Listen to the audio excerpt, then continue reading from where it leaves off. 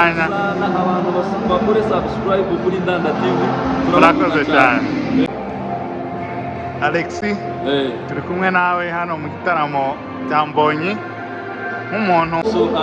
Kuba Mbonyi akora sold out akenshi bigasubiraho n'umugisha w'Imana, si bya buri muntu, si buri muntu wabikora. So n'umugisha w'Imana, the guy is anointed. Rero n'umugisha kuba dufite Mbonyi, n'umugisha kugira Mbonyi nk'igihugu, n'umugisha kugira Mbonyi nk'abanyarwanda muri rusange, especially n'abanyamurenge, n'umugisha kugira Mbonyi. So kugira Mbonyi udukorera bino bintu buri mwaka n'indirimbo duha zinezeza imitima yacu, usibye ko Imana yarakoze kumuduha kuba nta kindi kabisa. Murakoze. Mbonyi ararimba indirimbo zigera muri zingahe uyu munsi? Mu by'ukuri ni nyinshi cyane, ntabwo nahitamenya umubare nonaha. Ibintu by'umwuka ntawe ujya ubimenya, ashobora gupanga 10 akaririmba 20 bitewe n'uko umwuka ari kumuyobora. Mbonyi gatagira ari kuririsha. Murakoze. Mbonyi nta zindi featuring yafitanye n'abandi bahanzi twitega ko baba bari hano muri konseri baza kuririmbana?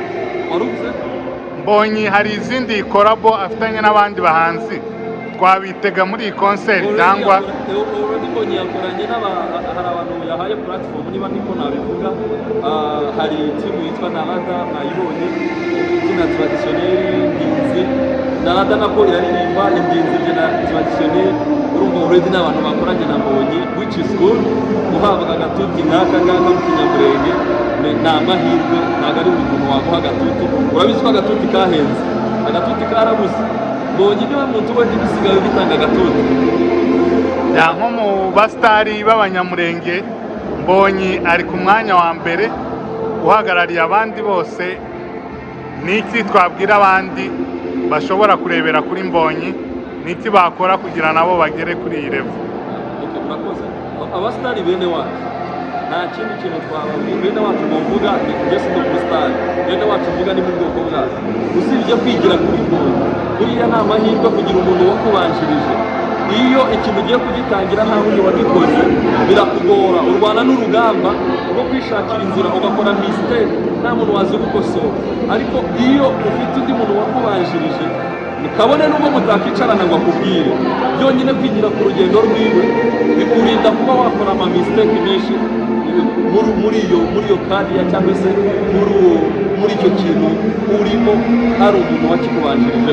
So bene wacu b'abasitari rero ni byiza kuba dufite Mbonyi nk'icyitegererezo, kunyura mu murongo cyangwa se kunyura mu buryo yagiye akora. Dufite amahirwe yo gukosora twakora ibyo yari atarakora, dufite n'amahirwe yo gukosora ibyo twagakoze n'amakosa, kubera ko hari mukuru wacu wabikoze agakora we bitarimo amakosa.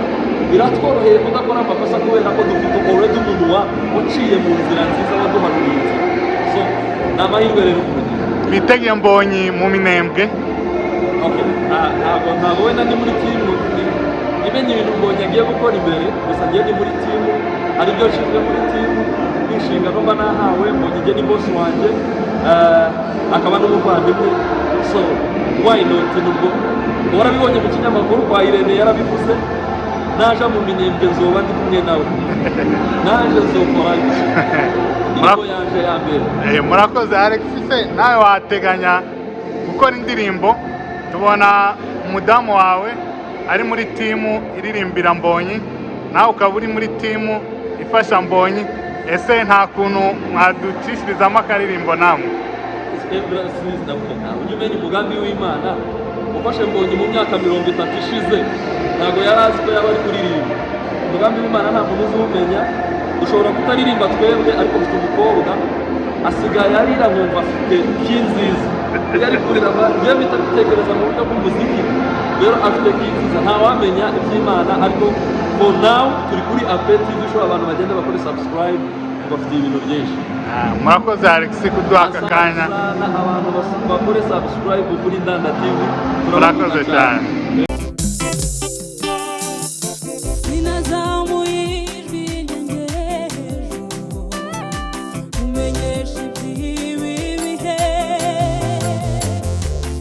Share umwanya ndaguhamagara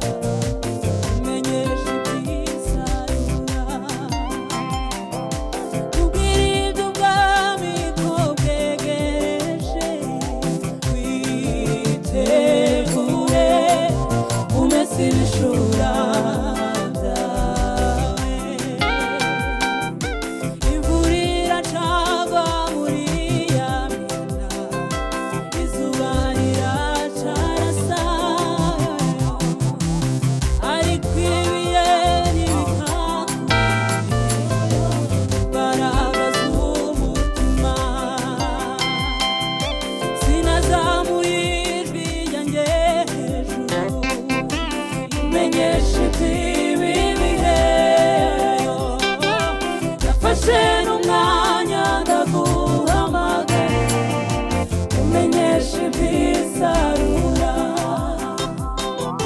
Kubwira iby'ubwami ko bwegereje, witegure umese ibishura byawe.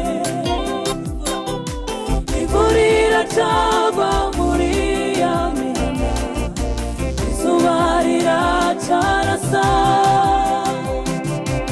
ariko ibihe ntibikakumarira imbaraga z'umutima. Ariko ibihe ntibikakumare imbaraga z'umutima. Ariko ibihe ntibikakumare imbaraga z'umutima. Ariko ibihe ntibikakumare imbaraga z'umutima. Ariko ibihe ntibikakumare imbaraga z'umutima. Ariko ibihe ntibikakumare imbaraga z'umutima. Haleluya.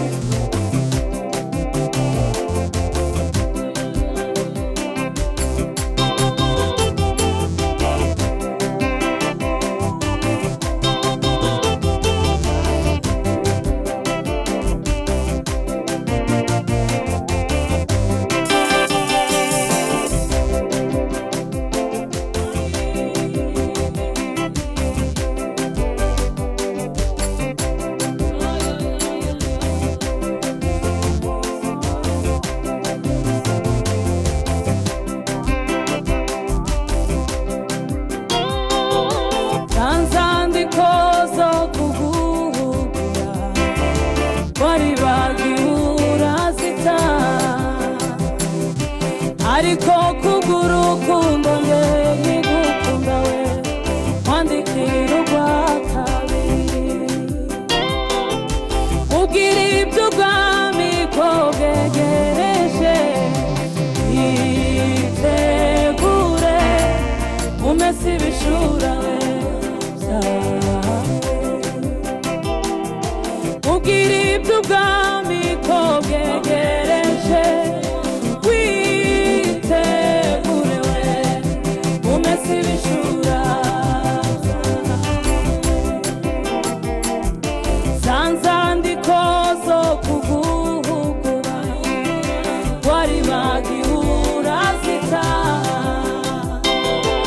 ariko kubw'urukundo